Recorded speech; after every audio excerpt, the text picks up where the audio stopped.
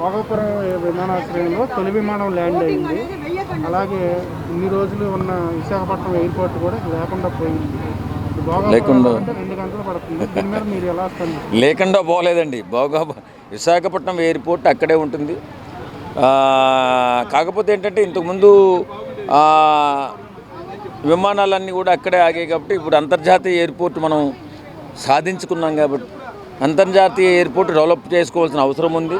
అలాగే పెద్ద పెద్ద విమానాలన్నీ అక్కడే ఆగుతాయి కాబట్టి ఆ ఎయిర్పోర్ట్ వల్ల ఈ ఎయిర్పోర్ట్ కొంచెం మసకబారే అవకాశం ఉంటుంది. ఇప్పుడు మనకి హైదరాబాద్లో రాజీవ్ గాంధీ ఇంటర్నేషనల్ ఎయిర్పోర్ట్ కట్టిన తర్వాత మరి ఇక్కడ మన సోమాజిగూడ ఎయిర్పోర్ట్ మరి ఎలా ఉంది, అత్యవసరం తప్ప అది వాడరు. అలాగే విశాఖపట్నం ఎయిర్పోర్ట్ కూడా అలాగే వాడికి 2 గంటల సమయం పడుతుందంటే తప్పదండి. ఇప్పుడు అది సామాన్యునికి పెద్ద పెద్ద బిజినెస్ మ్యాగ్నెట్స్, రాజకీయ నాయకులు వాళ్ళంతా తిరిగేది కాబట్టి ఆ 2 గంటల ప్రయాణం పెద్ద ఇదేం కదా. ఖచ్చితంగా అక్కడే ఉండాలా, లేకపోతే అందుబాటులో ఉండాలనేది మాత్రం కరెక్ట్ కాదు. డెవలప్మెంట్ చేసుకోవాలంటే మనం పెద్ద పెద్ద ఎయిర్పోర్ట్లు కట్టుకోవాలి. అలాగే కట్టుకున్నాం కాబట్టి ఇక్కడి నుంచి భోగాపురం ఎయిర్పోర్ట్ నుంచే ప్రయాణాలు సాగించవలసిన అవసరం ఎంతైనా ఉంది. అంటే రోడ్డు కనెక్టివిటీ సరిగ్గా లేకుండా సిటీకి విమానాశ్రయాన్ని ప్రారంభించారని చెప్పి విమర్శలు వస్తున్నాయి. దాని మీద మీరేమంటారు? విమర్శలు వస్తూనే ఉంటాయండి. పనులు జరిగేటప్పుడు అక్కడిక్కడ చిన్న చిన్న ఆటంకాలు ఉంటూనే ఉంటాయి. అక్కడక్కడ రోడ్లు విస్తరణ చేస్తున్నారు, బ్రహ్మాండంగా రోడ్లు వేస్తున్నారు. ఎక్కడైనా మాత్రం ఇబ్బంది లేకుండా ఎలా ఉంటుంది? వెళ్ళాలి, కష్టపడి వెళ్ళాలి. రాష్ట్రాన్ని డెవలప్ చేసుకోవాలి, అక్కడ ఉన్న ఆ ప్రాంతాన్ని డెవలప్ చేసుకోవాలంటే కష్టపడి వెళ్ళాలి. అంతే తప్ప సామాన్యులకి ఏమి ఇబ్బంది ఉండదు, పెద్దవాళ్ళకే కదా ఇబ్బంది. ఆ ఇబ్బందిని మనం దృష్టిలో పెట్టుకోవాల్సిన అవసరం లేదు. వాళ్ళు చక్కగా వెళతారు బ్రహ్మాండంగా. ఏదో బస్సులు కూడా 50 బస్సులు 100 బస్సులు ఏదో వేసినట్టున్నారు వైజాగ్ నుంచి, ఏసీ బస్సులు ఈజీగా వెళ్ళొచ్చు. ఎంత మొత్తం కలిపి 1 గంట ప్రయాణం ఎందుకు చేయలేరండి బాబు?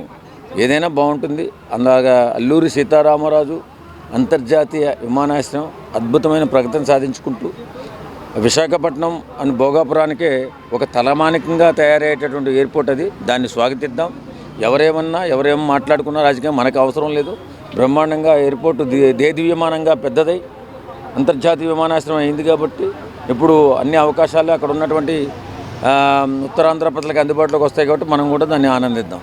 అయితే విమానాశ్రయంలో ఆల్రెడీ పనిచేస్తున్న వర్కర్స్, హౌస్ కీపింగ్ కావచ్చు, రకరకాల విభాగాలు ఈ సి గ్రేడ్ వర్కర్స్ అందరినీ అక్కడికి తరలించడానికి ప్రభుత్వం అనుకూలంగా లేదు. వాళ్ళందరూ బాధపడటం రకరకాల వీడియోల్లో చూసాం.